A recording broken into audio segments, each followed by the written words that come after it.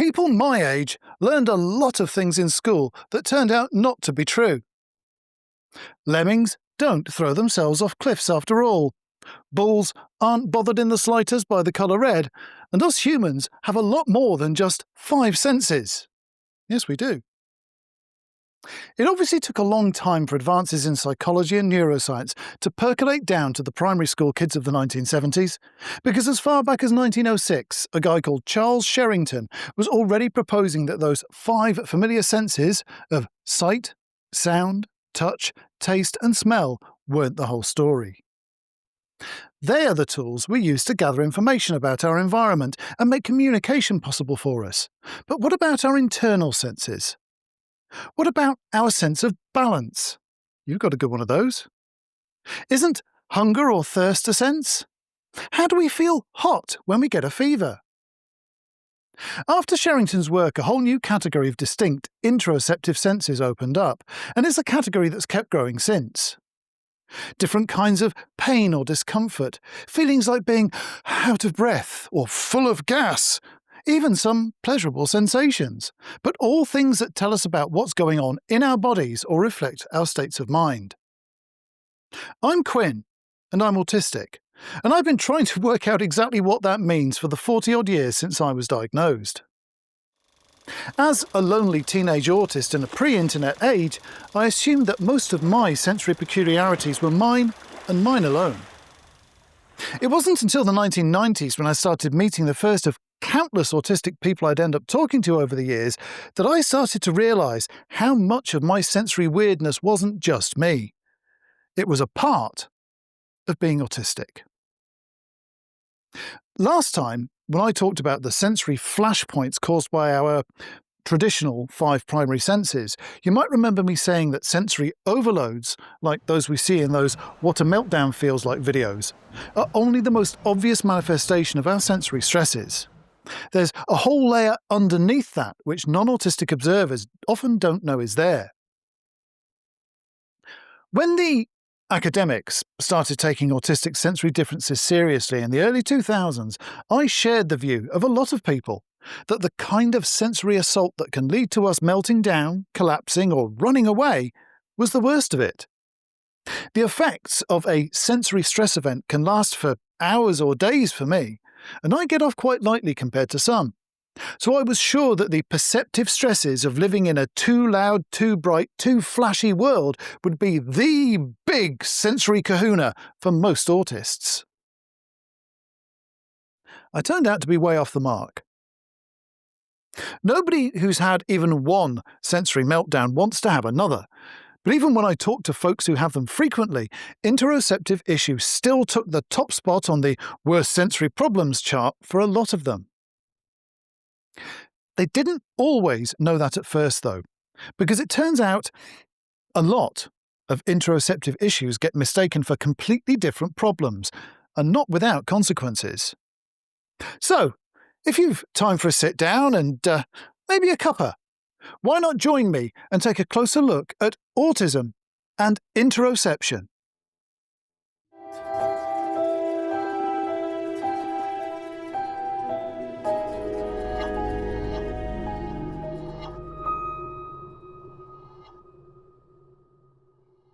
Interoception is every sensory feeling that's not from one of those primary senses. It's how our conscious minds keep track of our health, our movement and position, and even our moods. It's the pain in your neck, the wobble in your step, and the heat of your rage and passion. It's anything which tells you about your body and how you're feeling. It's all those feelings that only you can feel, so everybody else has to take your word for it, which is why it's so difficult to separate interoceptive overload stress from its social aspects. The biggest stresses related to interoception come not from us suffering inside, but from other people, from being disbelieved or steamrolled by bigger, more socially adept personalities. The concept of the autistic triad of distinction is actually very simple. There's 3 specific areas of differences or distinction between autistic and neurotypical folks that cause us significant stress and friction.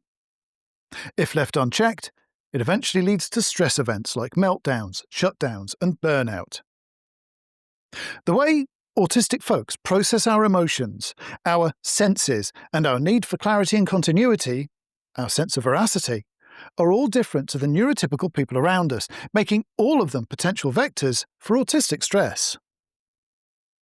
Almost every misunderstanding, argument, and self-doubt that autistic people deal with whenever we interact with people or our environment can be tied to one or more of those three differences. When you know where the pressure is coming from, it's easier to find the valves to turn the pressure down. And that's what the triad is all about. Giving us tools not only to understand, but to communicate what's making life difficult for us so we have more control over our lives. If you've watched the previous videos in this series, especially if you're autistic yourself, then you might have spotted a pattern emerging. When I broke down emotional stress and perceptive sensory stress, there were internal overload elements that can happen to us under any circumstances, but also social elements that only occur under the influence of other people, and interoceptive stress is no different in that respect. Where interoceptive stress is completely different, though, is that the internal element is very rarely the cause of stress events. Pardon the intrusion. There is a Class 1 autistic veracity alarm in progress. Do not be alarmed, even though this is by definition an alarm. Autistic truth will be reestablished shortly. Do not adjust your reality. Okay. That was my autistic veracity alarm again. I've changed the settings a little bit since the last time it went off. That tells me when I've said something which isn't quite up to autistic standards of truth and completeness. The autistic truth is that interoceptive overload can be a thing, but it's so often overlooked, misunderstood, or alarmingly, even misdiagnosed. Ever since I started talking to other autists, I've heard tales of medical problems that took years to get a doctor to act on, or which got misdiagnosed and treated as the wrong complaint because our feedback didn't match the description the doctors had in mind for that condition. But interoceptive overload is also the most difficult one to isolate from other stressors. It's so tightly entangled not only with interoceptive social elements, but with our emotions and our veracity too, since so much of the autistic interoceptive experience centers on other people mistrusting or misunderstanding us. Okay, boring, skippable bit alert. Once that egg timer flips, I allow myself 30 seconds to beg you for support, because I can't do any of this without it. My only source of income is this, my work on autism. I don't get any sponsorship from corporate interests or university funding to work on developing my 40 years of autistic survival skills into a useful framework to help others. So, instead, I make YouTube videos to earn a crust and pay my rent whilst I do the work and write the books in the background. So, please do the whole likey, subscribey, belly icon-y thing for me, and if you've got a hype button, please pump it for all you're worth. It makes a difference to the algorithm with the added bonus that it tickles my ego when I see the numbers going up. If you've got enough spare cash to help me pay the rent, there's a YouTube Super Thanks button somewhere nearby here and a link to Ko-fi in the description. There's also a Patreon link if you're of a mind to support me on an ongoing basis. Patrons get early, ad-free access to my work and the odd extra bit for good measure, but in the main, they're what really makes this possible. So they get my most sincere gratitude and respect for believing in me and my work. As you can see, I write and communicate for a living now, and I'd like to think I do a good enough job of it these days, but I used to have tremendous doubts about my communication skills, not least because of my interactions with doctors. When I was 6 years old, my cousins from up country came down for a very rare visit and I got tremendously excited about it. The day of their arrival, we were given some sweetie money and we blew the lot on Pink Panther strawberry-flavoured candy bars, kind of like pink strawberry-flavoured white chocolate. We scoffed them all down before anyone could tell us not to. I actually had a bit of a smaller portion than the others, but nonetheless, An hour or two and a pile of empty wrappers later, I was the one who got violently sick and repainted the living room wall in a delightful shade of banned food colouring pink. The parents all panicked and started shouting at my older cousin for being so irresponsible, at which point the other kids united in their story that I'd snaffed the whole lot on my own and was paying the price of my gluttony.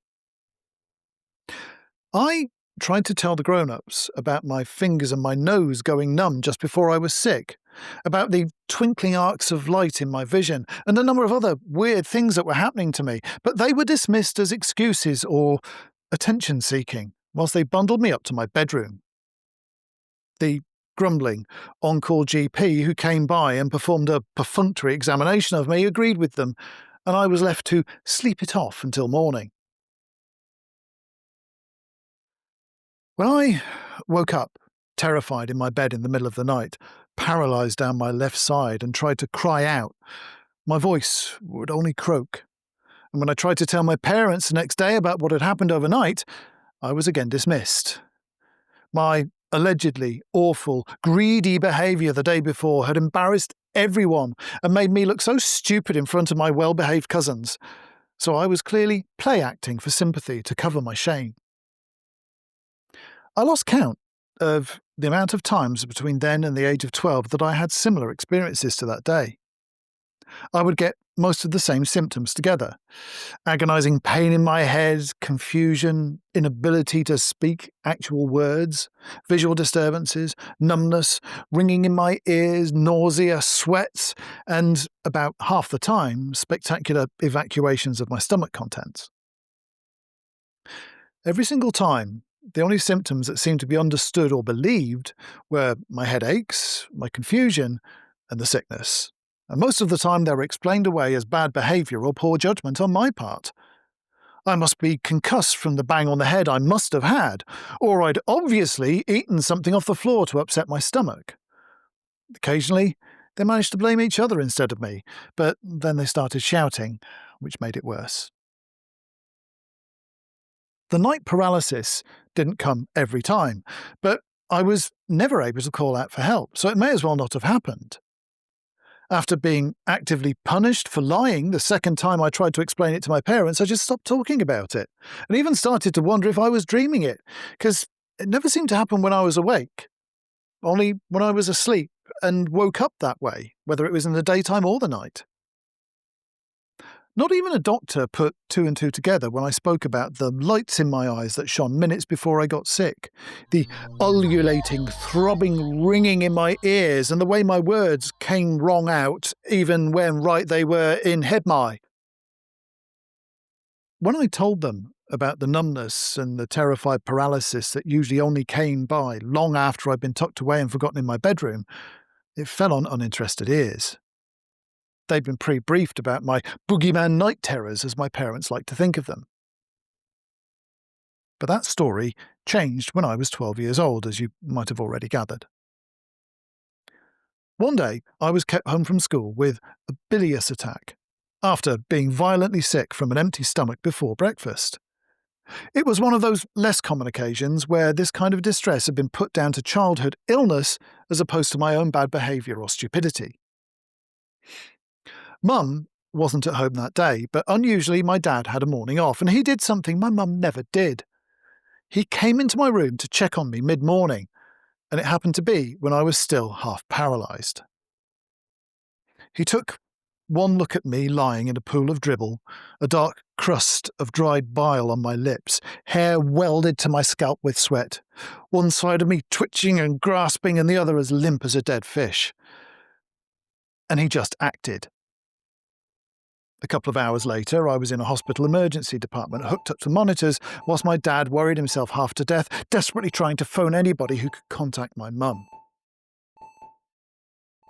He never stopped telling strangers about the relief he felt when the doctors came to tell him that he could relax. He hadn't poisoned me with any of the industrial chemicals that he kept in his garage, nor had I picked up some exotic disease.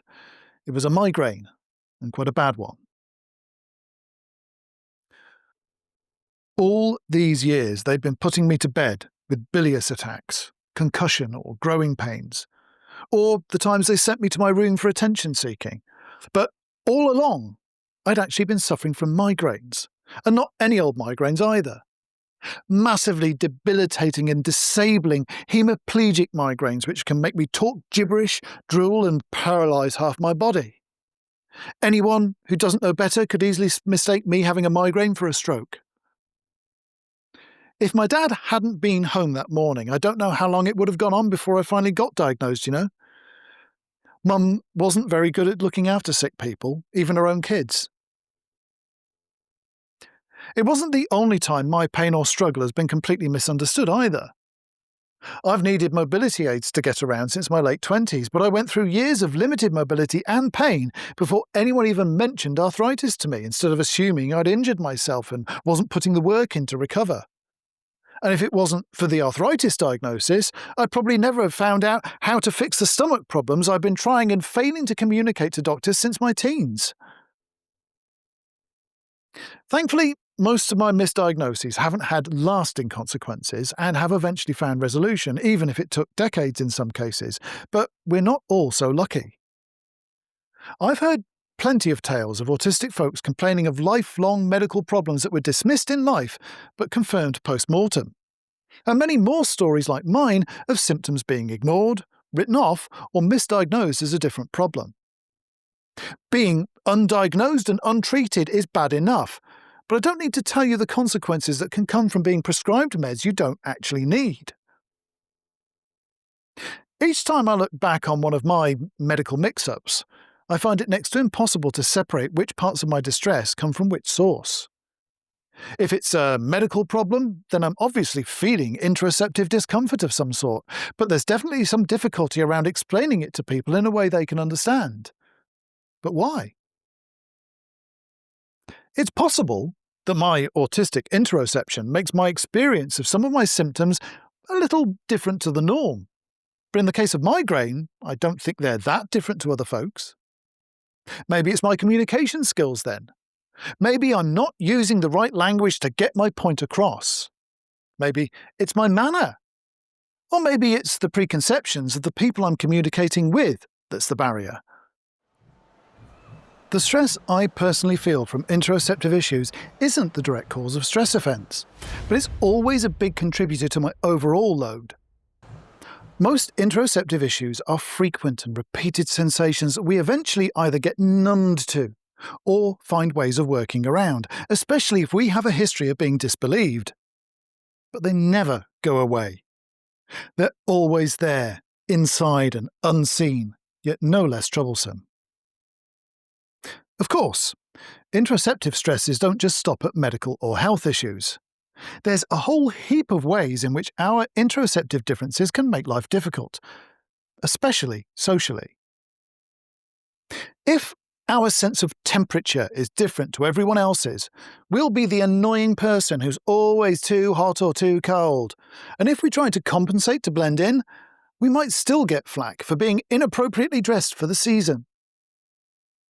Weak proprioception can make us uncoordinated and ungainly, making it harder to enjoy sports and physical games. So as kids, we're that last one to get picked for the team, and as adults, we get teased for being clumsy.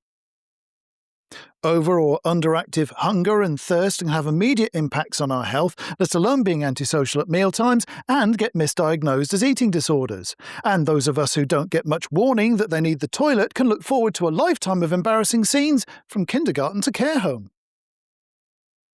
How much stress those differences cause depends largely on the local social norms and the willingness of the people around us to listen and take the time to understand. I said last week that I'd be doing 2 videos on autistic senses at this stage, but this is far from the last time senses will be our focus as we dive deeper into the triad. I'm going to come back to interoception, especially when we've got a bit further in, because it's so intricately tied to everything else in the triad of distinction. Interoception is felt by us alone. It's sensory feedback nobody else can relate to or criticise, yet they so often do.